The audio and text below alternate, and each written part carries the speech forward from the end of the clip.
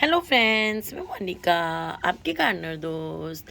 आज आपसे बात करूंगी ये कोलियस की केयर के बारे में।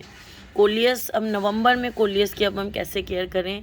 हमारा जो विंटर गार्डन होता है उसमें कोलियस के जो ये पौधे होते हैं ये बहुत अच्छा कलर ऐड करते हैं फ्लावर्स के साथ में। ये बहुत कलर्स में है, मेरे पास भी कुछ कलर्स हैं, आपको दिखाती हूँ और साथ ही इसकी केयर के बारे में बात करते हैं। उससे पहले मैं आपको कुछ कैलेडियम दिखाती हूँ। बारिश हुई है आज हमारे यहाँ, तो वो कैसे लग रहे हैं। ये देखिए छोटी छोटी पानी की बूंदें कैलेडियम के ऊपर कितनी सुंदर लग रही हैं, कितने सुंदर इनके कलर लग रहे हैं। ये कैलेडियम दिखाने का एक और पर्पज़ है मेरा कि अब सर्दियों में जब कैलेडियम जो हैं इनके पत्ते डिसअपियर हो जाते हैं और सिर्फ बल्ब्स रह जाते हैं और बल्ब फिर दोबारा से स्प्राउट होते हैं फरवरी में, तो उस पीरियड में मैं इसमें कोलियस लगा देती हूँ इनके गमलों में। तो चलिए अब कोलियस पे आते हैं।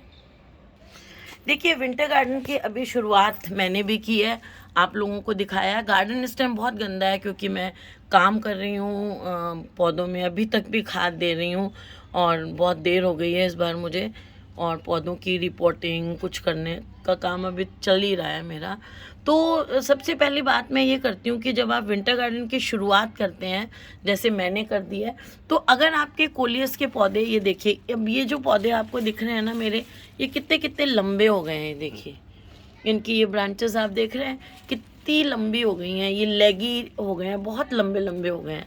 जब कोलियस का प्लांट इतना लंबा हो जाता है, ये देखिए आपको मैं इसकी लेंथ दिखाती हूँ। जब ये देखिए ये कोलियस का प्लांट जब ये इतना लंबा हो जाता है, ये देखिए ये करीब करीब जो है, आपको अगर मैं दूर से दिखाऊं तो ये एक एक डेढ़ डेढ़ फीट के लंबे पौधे हो गए हैं ये। तो जब ये इतने पौधे लंबे हो जाते हैं, लेगी हो जाते हैं, तो अब क्या है इसके बाद ये डाउनफॉल शुरू हो जाता है इनका। तो इसलिए मतलब अब ये धीरे धीरे पौधा फिर मरने लग जाएगा। इसलिए ये वाला देखिए कितना लंबा ऊपर तक चला गया है, ये देखिए।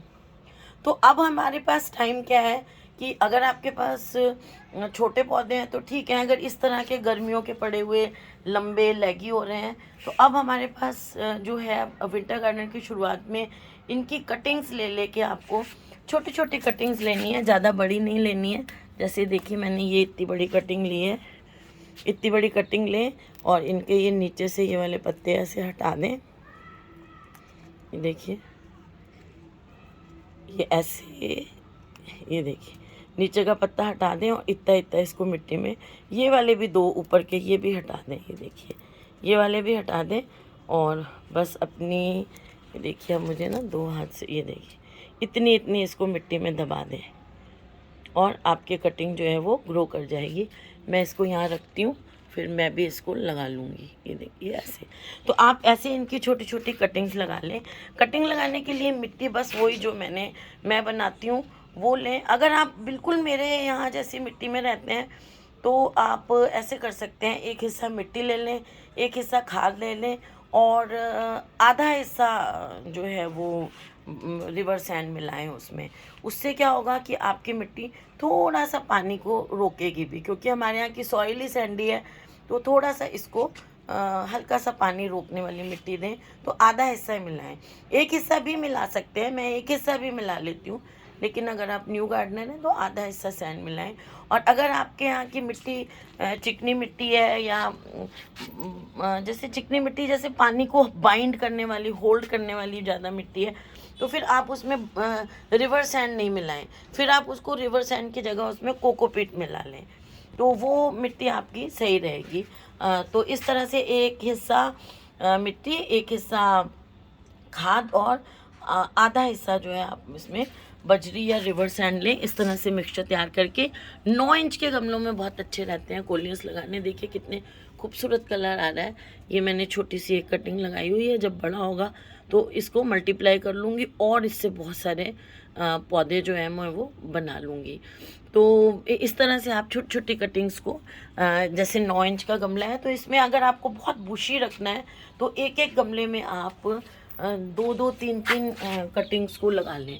जैसे इस गमले में आप देख रहे हैं मेरी ये 2 कटिंग लगी हुई हैं, तो इस तरह से आप दो दो कटिंग्स को लगा लें एक एक गमले में। 9 इंच के में लगा रही हैं तो, और बड़े वाले में लगा रहे हैं तो आप उसमें थोड़ा सा 2 की भी 3 कटिंग, अगर 1 फीट के गमले में आपका लगाने का मन है तो 2 की जगह आप 3 जो कटिंग्स हैं वो भी लगा सकते हैं। अगर आपने इस टाइम कटिंग नहीं लगाई, अगर इस टाइम आपने कटिंग्स नहीं लगाई, देखिए ये जो इतने इतने पौधे हैं ना, जब मेरे दूसरे फूल बड़े होंगे तो ये बहुत अच्छी ग्रोथ पकड़ लेंगे और कलर देंगे गार्डन में। अगर आपने अभी कटिंग नहीं लगाई तो फिर आप लेट हो जाएंगे, तो इसलिए अभी आपकी कटिंग लगाना ज़रूरी है।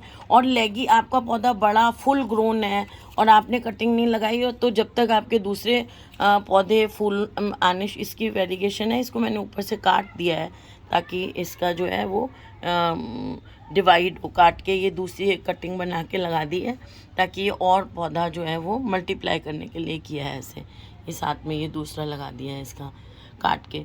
तो अभी जब बड़ा पौधा अभी होगा तो जब तक आपके बाकी फूल आएंगे तो ये जो पौधा है ये बूढ़ा होने लग जाएगा। तो इसलिए जब आप दूसरे पौधे लगाते हैं तो इसी टाइम आपको कोलियस की कटिंग भी लगानी ज़रूरी है।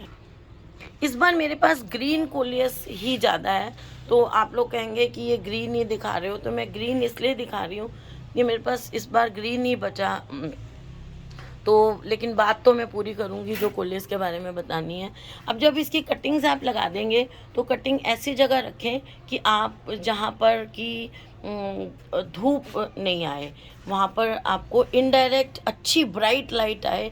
लेकिन थोड़े दिन जब तक आपकी कटिंग जो है वो रूट्स नहीं पकड़ लेती है, जब तक उसमें रूट्स नहीं आ जाती हैं। ये देखिए मेरा एक और नुकसान हो गया इस बार, तो पता नहीं क्या हो गया है। पहले बंदर नुकसान कर गए थे, अब देखिए कल हमारे यहाँ आंधी आई है। अभी मैंने परसों ये 2 पौधे दोबारा लगाए हैं, बंदरों ने तोड़ दिए थे और देखिए फिर से 2 गमले गिर गए। इस बार बहुत नुकसान हो रहा है मेरा, आज तक कभी नहीं हुआ। लेकिन कई लोग मेरे को व्यूअर्स पूछते हैं आपका नुकसान नहीं हुआ, नुकसान नहीं हुआ, लेकिन इस बार सच में नुकसान हो गया है। तो जब तक वो जड़ नहीं पकड़ लेती हैं तब तक आप उसको इनडायरेक्ट ब्राइट लाइट, मतलब छाया जिसको कह सकते हैं, ऐसी छाया जिसमें अंधेरा नहीं हो, है ना, ऐसी शेड में रखें जहाँ लाइट अच्छी सी पड़ती हो। जैसे मेरे यहाँ पड़ती है, अच्छी लाइट है यहाँ पर, लेकिन यहाँ पर धूप नहीं आती है। और उसके बाद जब ये पौधे थोड़े से जड़ पकड़ लें, इनमें नई पत्तियाँ आने लग जाएं, तो आप इनको, क्योंकि सर्दी है, सर्दी के मौसम में इसको ऐसी जगह रख सकते हैं जहाँ सुबह की हल्की सी ठंडी सी धूप आती हो और बाकी सारा दिन छाया रहती हो। लेकिन अगर आपके पास ऐसी जगह नहीं है तो आप ऐसी जगह भी रख सकते हैं जहाँ पे इनडायरेक्ट ब्राइट लाइट आती हो। तो इसलिए इसको ऐसी जगह रखना है फाइनली हमको जहाँ पर इनडायरेक्ट ब्राइट लाइट आती हो। अगर आपके पौधे बहुत ज़्यादा लंबे नहीं हैं और उनमें ऐसे ये फ्लावर से आने शुरू हो जाते हैं ना, तो ये आप टिप पे से ऐसे इन फ्लावर जो आने शुरू हो जाते हैं, ये फ्लावर अभी बनना शुरू हुआ है इसका इन्फ्लोरेसेंस। इसको आप देखिए, मैंने यहाँ पे भी इसको काटा हुआ है, नहीं यहाँ अभी नहीं काटा है। मैं इसको देखती हूँ तो मैं इनको जो है वो कट करती रहती हूँ। देखिए यहाँ से मैंने फ्लावर का इन्फ्लोरेसेंस आने लगता है, उसको काट दें, क्योंकि अगर फूल आने लग गए इनमें तो आपके पौधे के पत्ते जो हैं वो अच्छी तरह से नहीं ग्रो करेंगे, पत्ते आना कम हो जाएगा और पौधा जो है अपनी सारी एनर्जी जो है वो फूलों को और बीज बनाने में लगा देगा।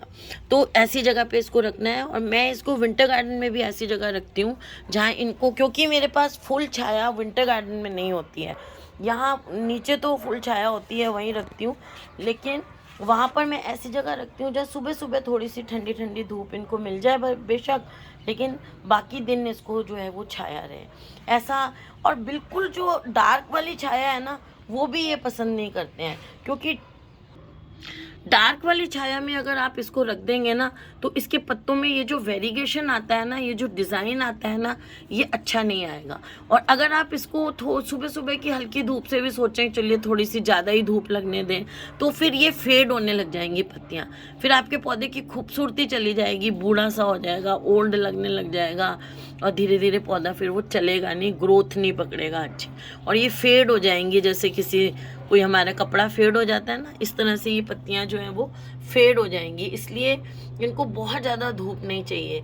इनडायरेक्ट ब्राइट लाइट इसके लिए बेस्ट होती है, लेकिन सर्दियों में अगर पॉसिबल नहीं है विंटर गार्डन के साथ लगाना है तो सुबह सुबह की हल्की धूप जो है, ठंडी ठंडी जो धूप होती है वो इनके लिए। अभी ऐसे जो आप ग्रीन देख रहे हैं ना, ऐसे ही ये सारे भी इतने बड़े बड़े हो जाएंगे।